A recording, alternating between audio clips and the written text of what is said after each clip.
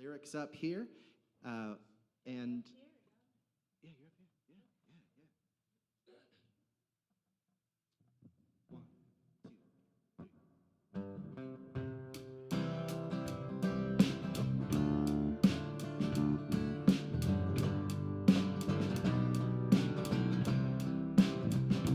Right here, right now, right on, and so it is.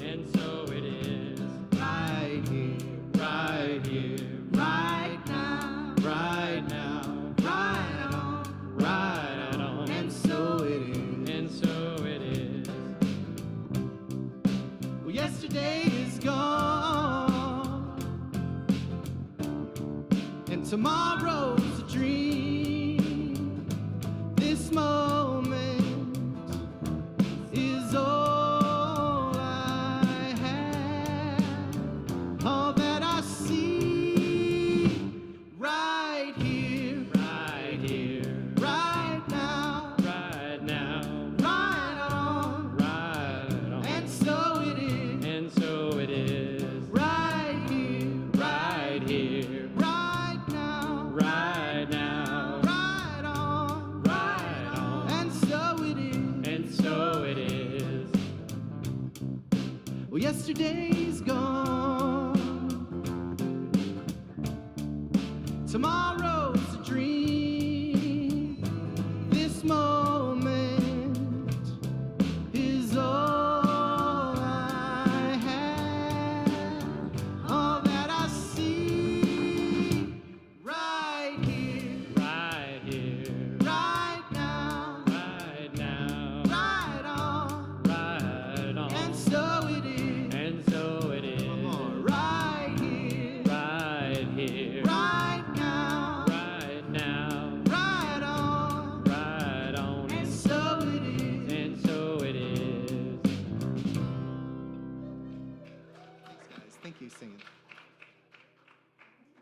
Good morning, everyone. My name is Maria, and I am your host this morning. Welcome to the Center for Spiritual Living Tucson, and all of those joining us online, welcome. We are so happy you chose to be here with us today. Here at CSLT, the invitation for all of us is to experience a happier life, better health, more abundant living. We are embracing a more abundant living environment. If you are here for the first time, we have a gift for you at the greeter table as you exit the sanctuary. And please let Reverend Rhoni or a practitioner know you are here for the first time, and they'll be happy to meet with you and answer any questions you have. For those joining us in person, please put your phones on silent or turn them off so as not to disturb others during the spiritual experience. Thank you. There are a few announcements. Every Sunday we have a 20-minute meditation led by one of the practitioners in the annex building at 10:30. All are welcome. Fellowship is held directly after the service in Harmony Hall. As you exit the sanctuary, it's to the right, so please join us. We have a couple events, things going on today. At 1:30 on the Zoom channel is our mastermind group. We are a group of people that set intentions and check in with each other and hold those intentions for each other for the next coming weeks. And we have found it to be very effective in supporting each other. And then following that, at 2 p.m. on Zoom, we have Sacred Cinema.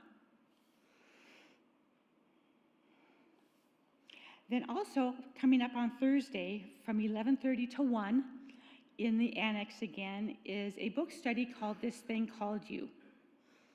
So everyone is welcome for that. So now, we allow ourselves to settle into the morning. I would like to invite everyone to take a deep breath, let it out slowly, remembering that we are always in sacred space.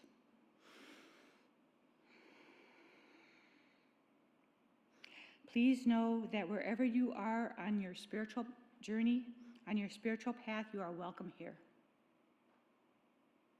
Here at the Center for Spiritual Living Tucson, we believe everyone is a unique expression of the divine source. There is only one life. That life is God's life. That life is perfect, and that is our life right now. Let us now take a minute to say hello to one another and to give waves and virtual hugs to our people online. Thank you. Oh, one more thing. No Daniel name on. That hasn't been finalized, but that's it.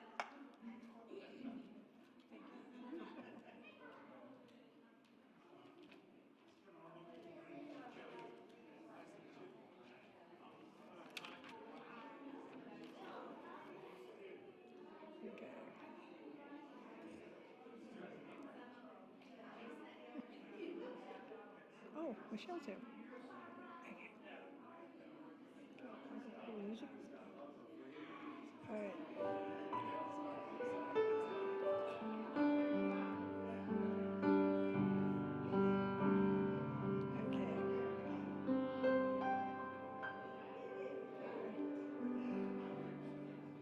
Okay, want to welcome everyone again and have you, on the front of your bulletin is our mission statement, which I'm going to read now, and it's just a reminder of who and why we are where we are.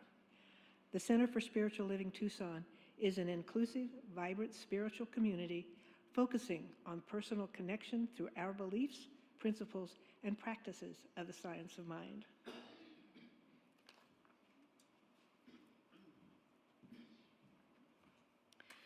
We will now have the flames of faith.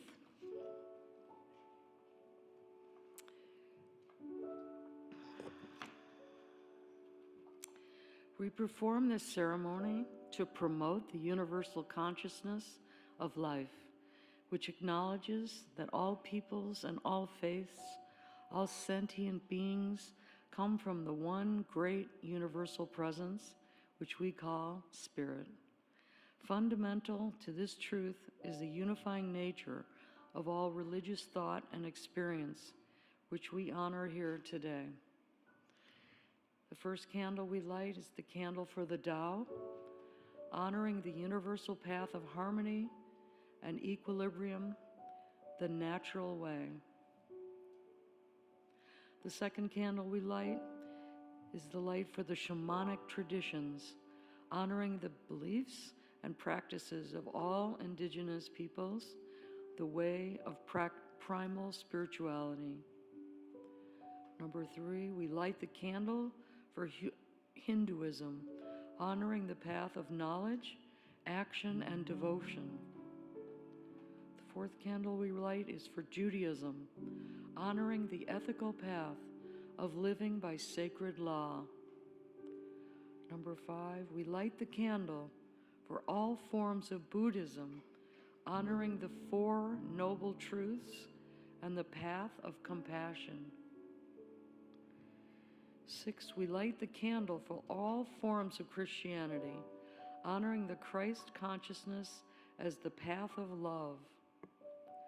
The 7th candle we light is the candle for all forms of Islam, honoring the path of submission to the will of God as the highest calling. We light the candle for the universalistic religion of the Baha'i, honoring the path of unity and peace. The 9th candle we light the candle for all forms of new thought, honoring the metaphysical path of mental healing through the practice of universal spiritual principles. Number 10, we light the candle for all who are as yet unaware of the power and presence of Spirit in their lives. We hold space for them and for all those religions unnamed in this ceremony. And lastly, as the healing candle is lit, please put silently into the light the names of anyone you wish to experience the healing flame of God's eternal present love.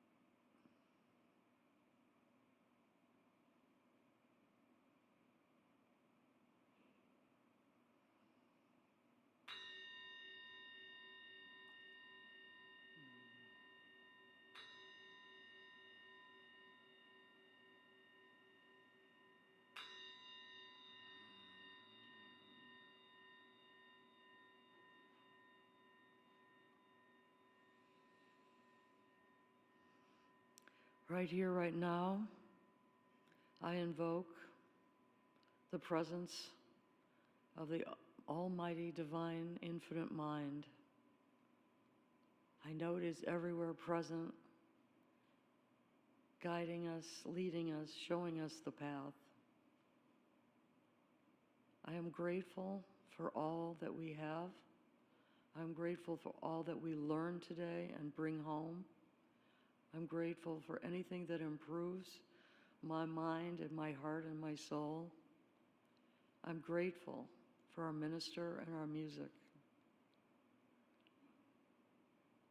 I am inviting peace in this prayer, that we in our hearts together send peace around the world, and that we know peace every minute, and that every time we hear something different, we immediately come back with peace, peace on earth. I'm grateful for this day. I'm grateful to be serving you. I know all is well. I send this prayer into the law, and we all say, and so it is.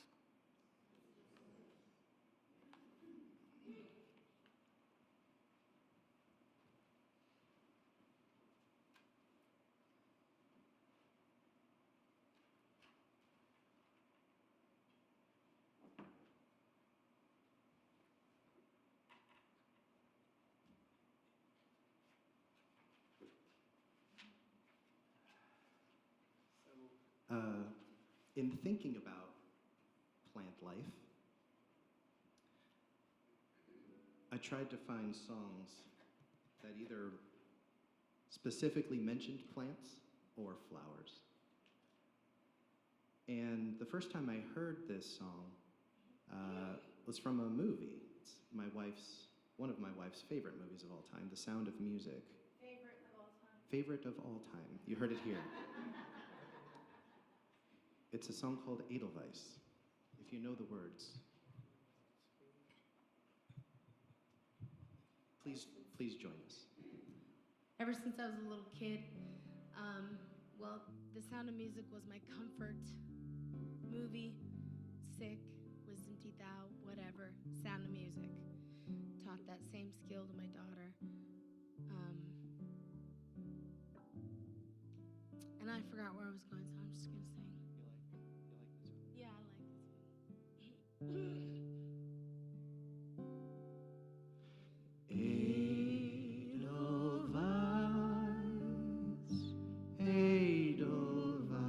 Edelweiss, every morning you greet me, small and bright, clean and bright. You look happy to meet me. Blossom of snow, may you bloom and grow forever.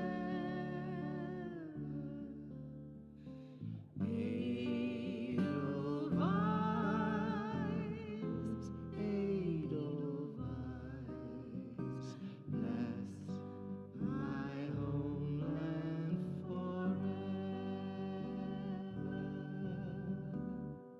If you remember this, some of you remember this song? All right, let me hear you sing it this time.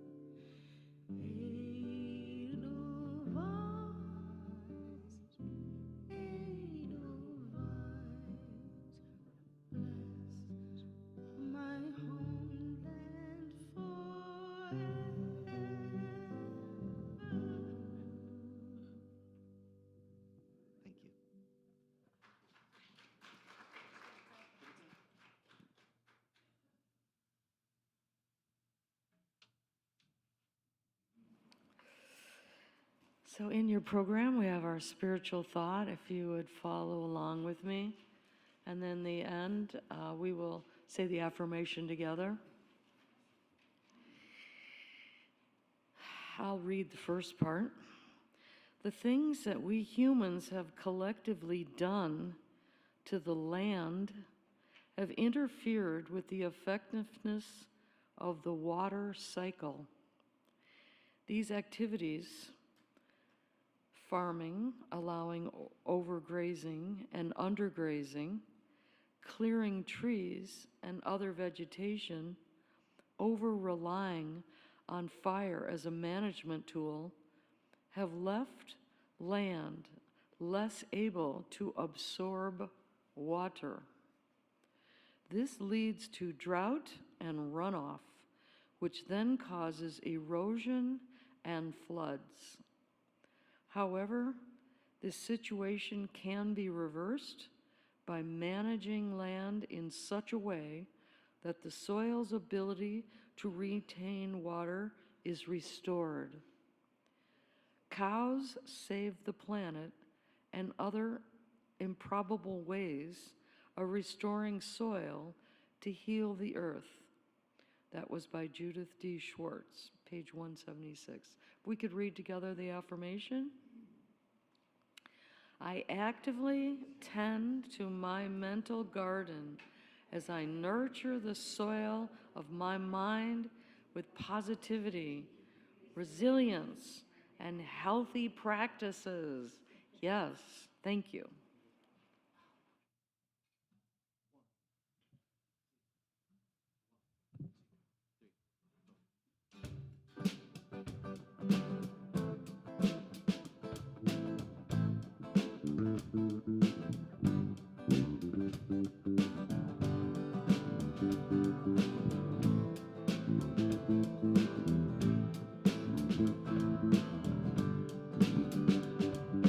If you want it, you can have it. All you gotta do is just reach out and grab it. If you want it, you can have it. All you got to do, just reach out and grab it. Step on up, step into your power. Step on up, step into your power, child. Step on up, step into your power. Step on up, step into your power, child.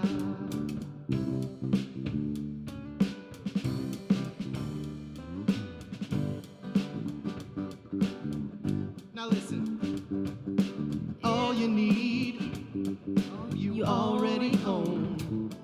It was given to you on the day that you were born.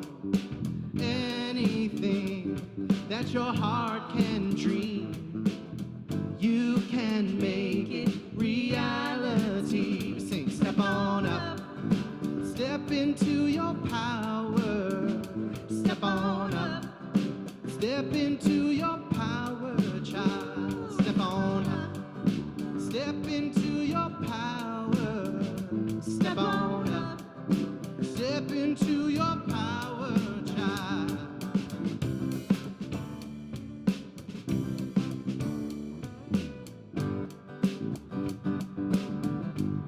Now listen, don't be afraid. Don't be afraid. Don't be afraid to fall.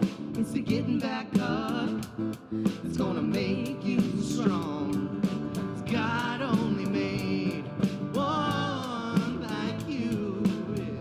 So come on, baby, and just do what you were born to do. We say, step on up, step into your power. Step on up, step into your power, child. Step on up, step into your power. Step on up, step into your power, child. Step on up, yeah. Step into your power. Step on up, step into your power, child. Step on up, step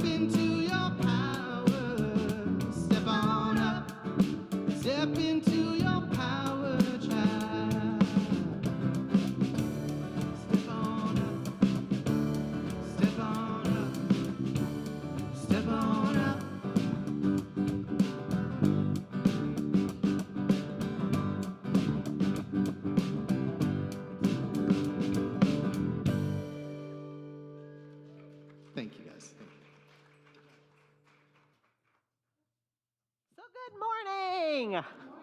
Welcome to summer. Actually, I think I'm just a few months early, but it feels like it's heating up. What is with that? Yes. So this morning, we're going to get our hands dirty. We are. We're going to think about all the weeds that we've been planting. And I don't know about you all, but since I've moved here to Arizona, 35 years too late. I've noticed that you need a jackhammer to do any kind of gardening. And the reason I say that is, I don't know about you all, but in Tucson or in Rio Rico where I live, I can't even get a shovel into the dirt. And I often wonder, isn't that a lot like our minds? Some of us, as my mother used to say, I'm stubborn. So sometimes what happens is we need jackhammers to get through to ourselves on certain issues. And, I noticed also when I use gloves that they don't last very long because I tend to go through the fingers. And I think, I just want a little bit of dirt under my nails, not much. But, I think about that too, that, the dirt that we constantly get ourselves into, the dirty, messy, things and the stuff that we do to, wear ourselves down. And, the stuff that I really want to talk to you about, the dirt, is the stuff that we till in our hearts and the soil where we plant these slippery little things called seeds of thought. Yes. Those slippery little seeds of negativity, and sometimes we manage to plant seeds of positivity. But, we are tangled, this human experience seems to allow us to be these tangled vines of various, mind chatter. And the garden of our minds it's very unruly, unfortunately. And the wisdom that sometimes we receive, we don't always understand. And so what happens is, we have to understand that even though there's these experiences that leave us very messy and hanging on the vines of life, that they're actually the lives of, this living moment of ahas, this living moment of the fact that we get to bloom. But sometimes, as I said, we often have these things called weeds. You know them. I say they were the tenacious dandelions, stubbornly anchoring themselves in the lawn. I don't know. I like dandelions.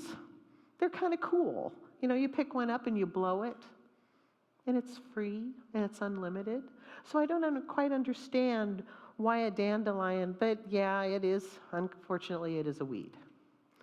And, the creeping, I was thinking about this, the creeping high grasses that tend to snake their way into, like my rose bushes. How dare they do that? Or the acatillo that we have. All of a sudden the other day I noticed there was a tree that was trying to grow in the middle of my acatillo. And I'm thinking, what's up with that? And then come the situations of life where we have the prickly thistles, that dare us to brush against them. The things that create uncomfortableness. Our minds, basically possess these interesting little patches, these wild patches, and fertile ground where thoughts, are born and unwanted and wanted take root with so much vigor. They just plant themselves. And they just seem to spread out everywhere into our lives. And sometimes we can't contain them. And even though we're trying to snip all the vines and everything and trying to, keep it from growing, sometimes we just get exhausted and say, I can't do this. There are mental weeds that aren't always malicious, not in their, inception. And that's what we have to think about. Perhaps worry, initially small as a seed, finds fertile ground in the moment of uncertainty. Yes. We have that seed of, what's going to happen? Where's my crystal ball when I need it? And we don't have it. So we have to rely on that intuition. Or another way of looking at it is that it's a critical voice, once a fleeting whisper that digs its roots with each reported judgment. Oh yeah, we humans, we're great on judgment. It's amazing how much we judge each other in situations. And I often think, why? Why do we have to compare? Why do we have to be in competition? Why do we do that? Like there, all these weeds and things that I've just mentioned, they're botanical counterparts. These are thoughts that can quickly spread like wildfire.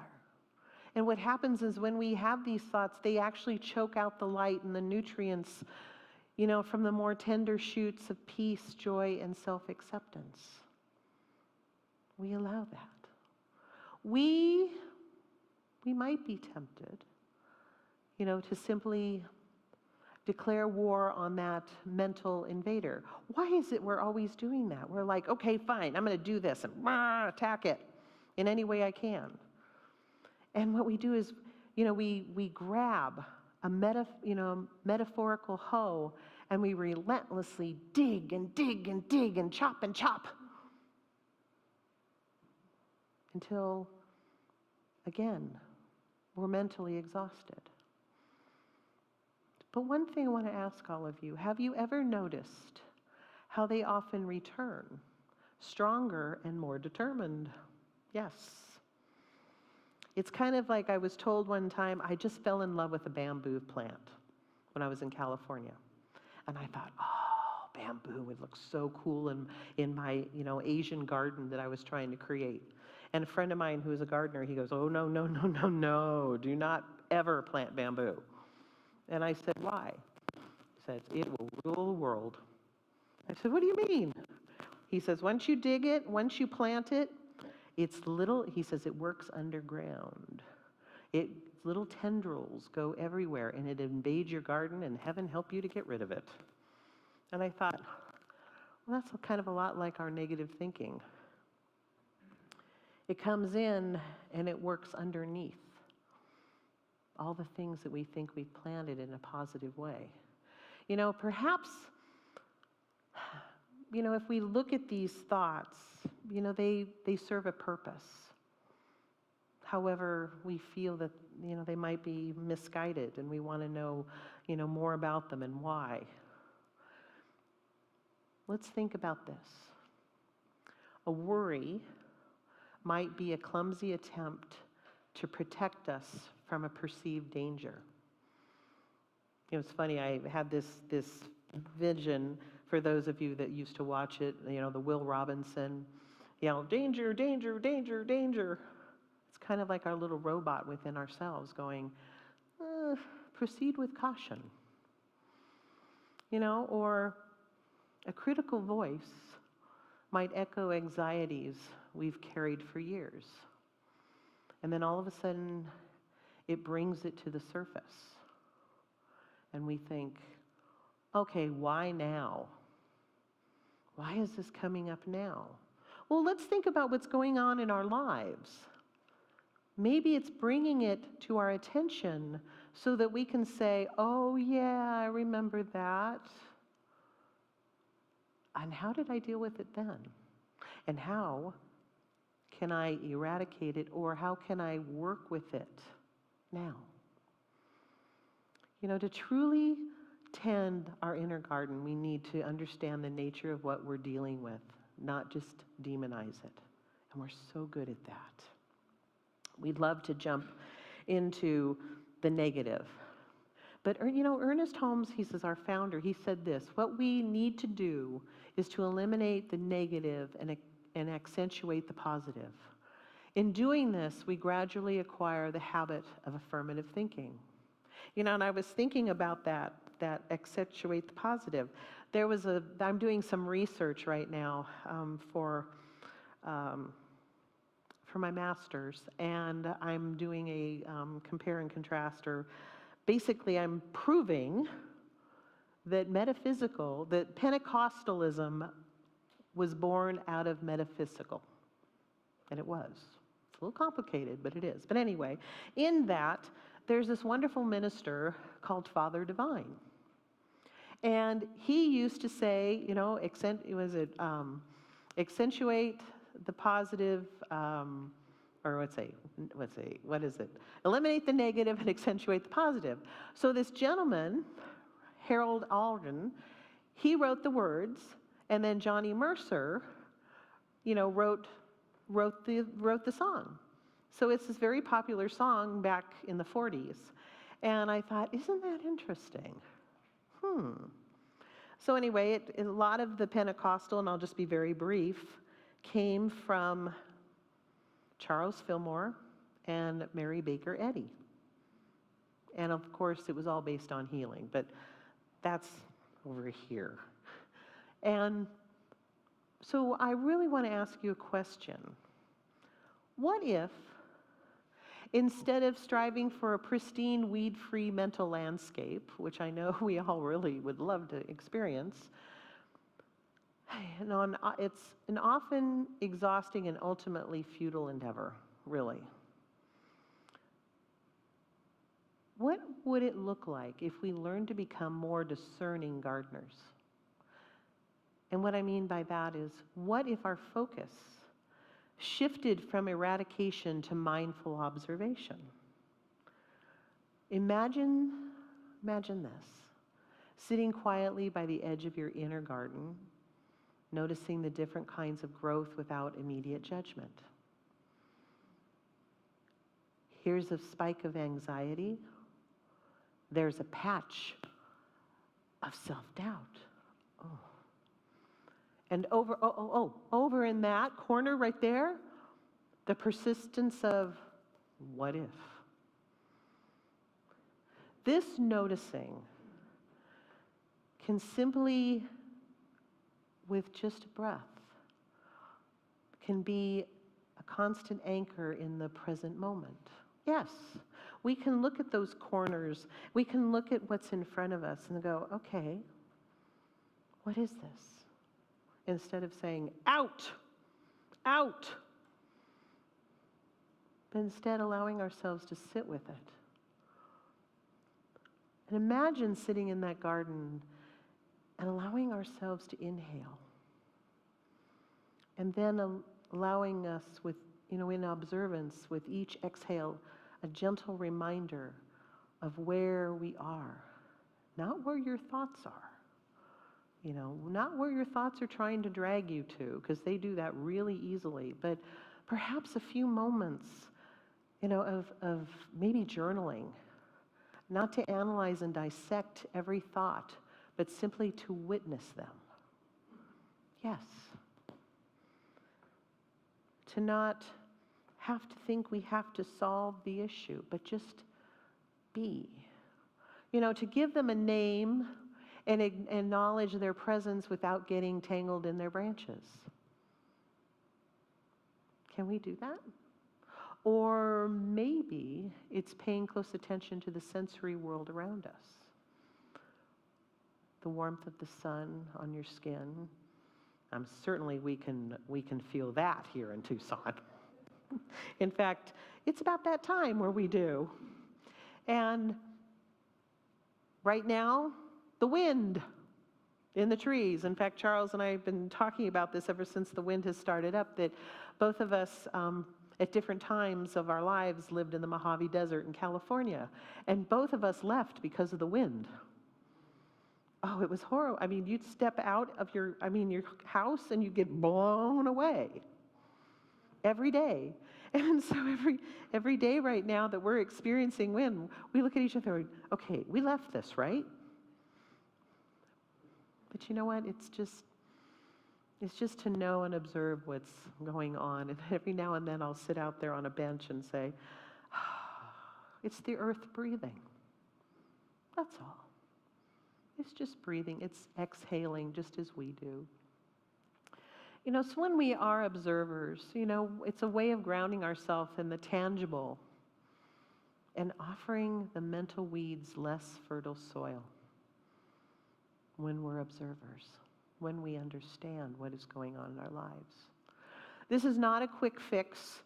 Trust me, science of mind, when we give you spirit, we talk about spiritual tools, we're not trying to be codependents and quick fix everything.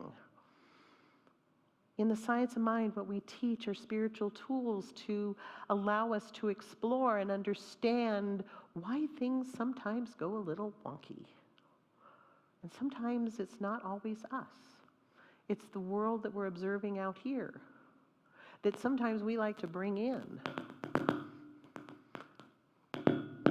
There will be days,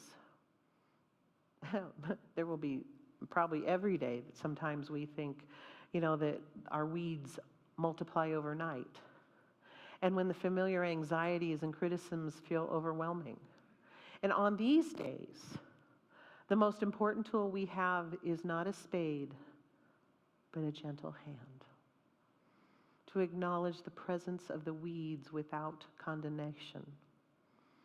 To remind ourselves that this is part of the human experience. And to patiently, and I know that's hard. Well, I shouldn't say it's hard. But patience, for that living in this instant gratification world can sometimes be a challenge for us. But I ask you to have patience and to be able to redirect, your attention back to the blooms that we wish to nurture in our lives, the good things, the wonderful things, the not yet born things in our lives. Charles Fillmore said that, hold the thought that good is now coming to you. Yes, that's an affirmation.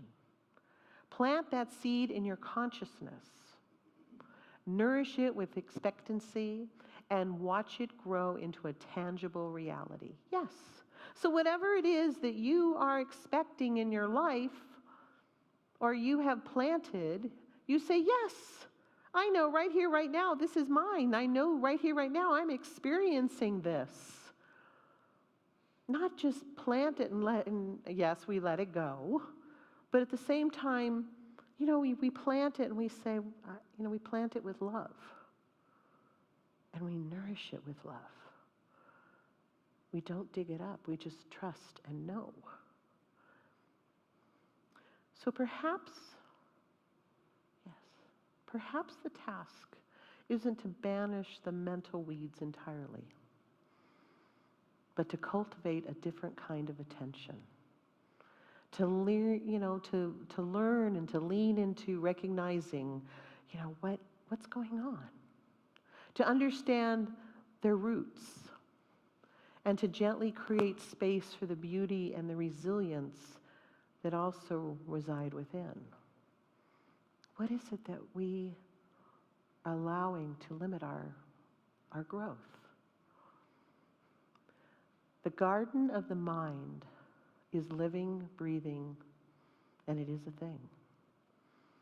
It's an ever-changing thing, it's ever needing our spiritual care. And in the ongoing tending of this beautiful mind that we each have, we might just find a deeper peace. We might just make friends with whatever that is that's causing the greatest anxiety in our life.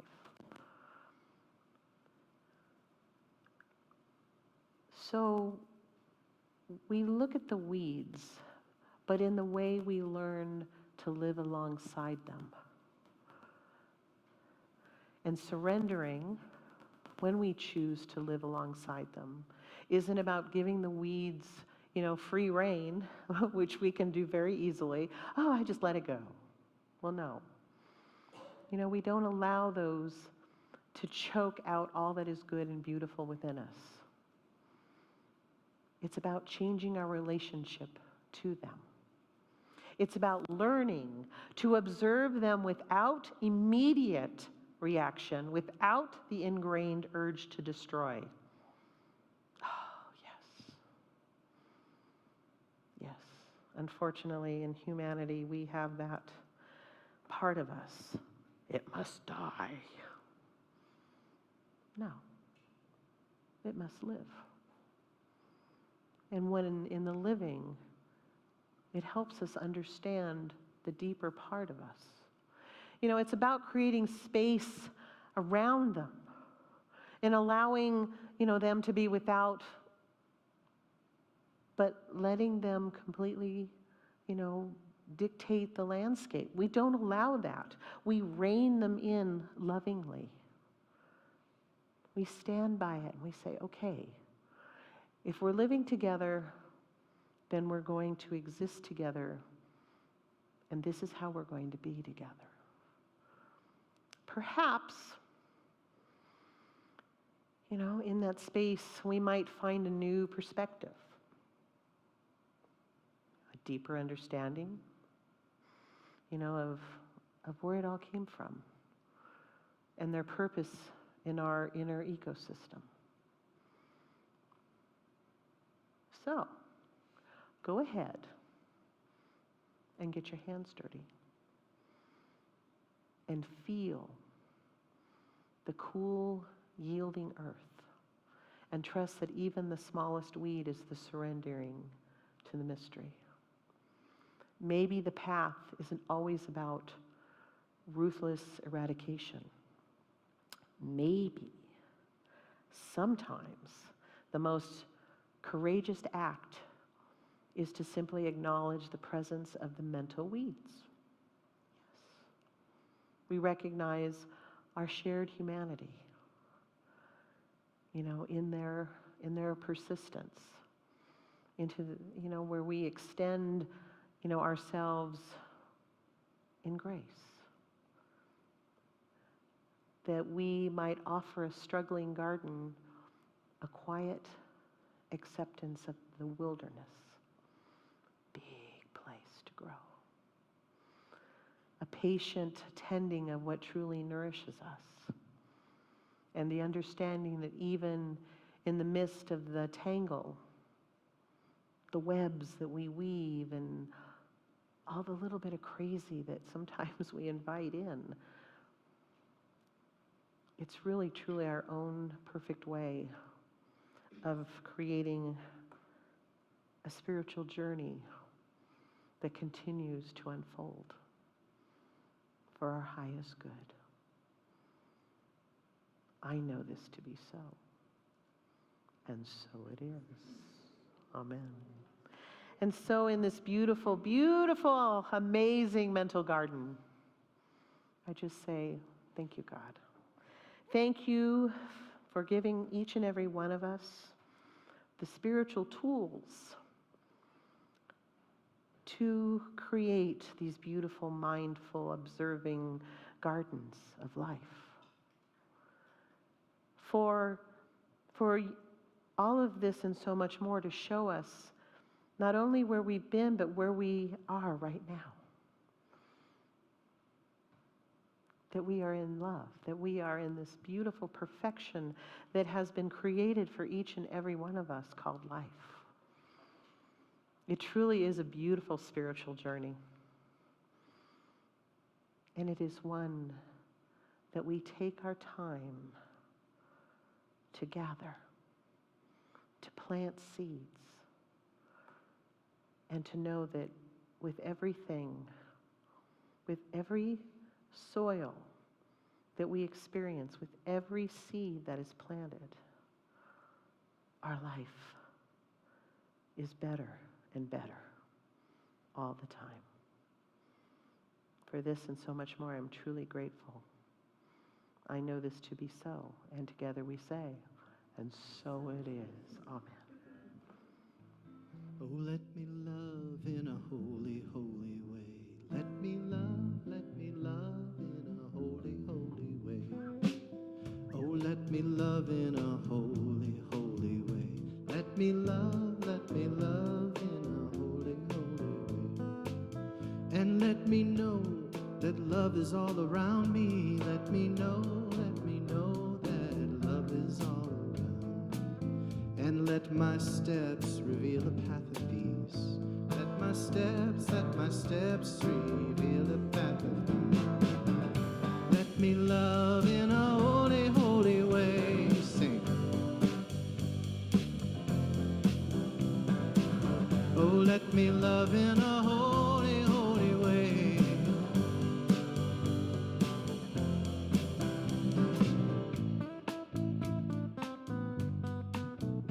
Let me love in a holy, holy way. And let me love in a holy way. Let me love in a...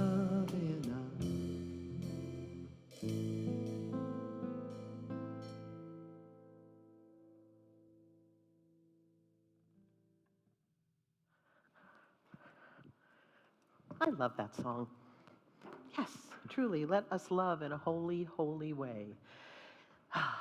Forever expanding. And so we are ever expanding, and I know this to be true, in our consciousness of prosperity. And as you leave here today, there is a basket in the back that says donations, and that beautiful donation that you give from your heart helps feed not just Center for Spiritual Living Tucson, but it really helps feed the world, because I look at it as every time we drop something in that basket, it's like a pebble.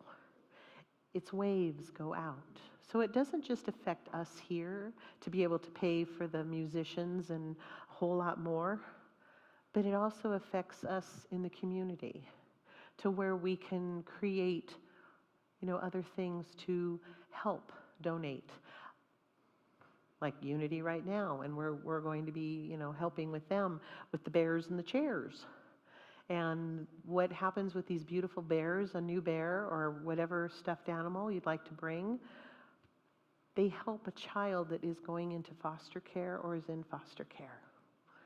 As they get separated from their parents, they come and they're given an animal to hang on to while they go through the process. And so that's very important, and I'm glad that we can help Unity, do all that. So they call bears in the chairs. So I invite all of you to bring a stuffed animal, and if you do, just put it in the alcove. But with that, I just say thank you again for a beautiful week. I know that it's getting better and better all the time for each and every one of us. And I know that wherever you are in your spiritual path, you're not only welcome here, but you are welcome in the world.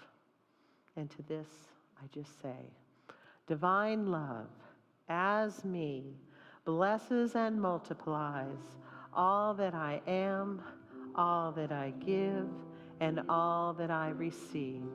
I am prosperous now, right now.